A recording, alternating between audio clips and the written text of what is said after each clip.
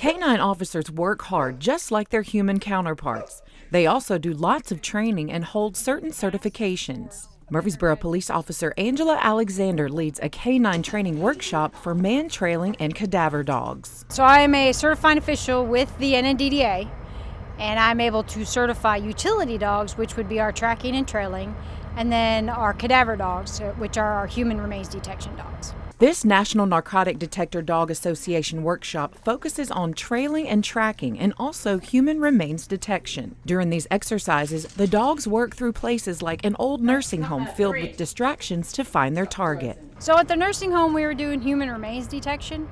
Basically, we put out materials in certain areas and we allow the dog to work the area so they can find the human remains. We do a lot of things we call distractions. So we'll put out our human remains, our materials, and then in amongst our materials we will put out food or animal bones because the dogs are not allowed to alert on animal remains at all for human remains detection.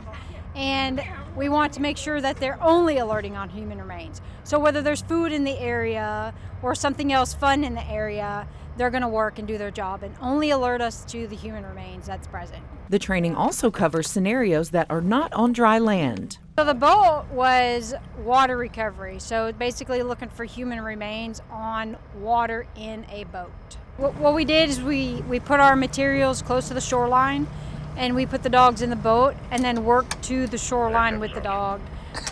Sometimes it's kind of hard to put human remains in the middle of a lake, so we have to put them where we can, where it's easy to put them. What happens is the odor from the human remains will stay on top of the water and then it goes into the boat.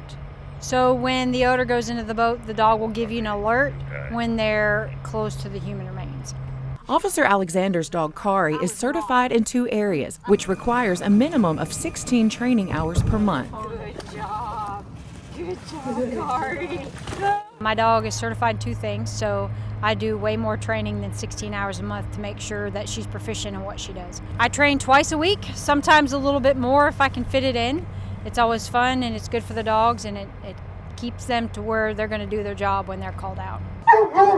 Officers from around the country come for this workshop, providing the animals and their owners a chance to sharpen their skills in unfamiliar environments, an important skill when they are called out to work. For human remains detection, the dogs can go anywhere. We've been called by the TBI, we've been called by emergency management, any kind of a natural disaster that can occur.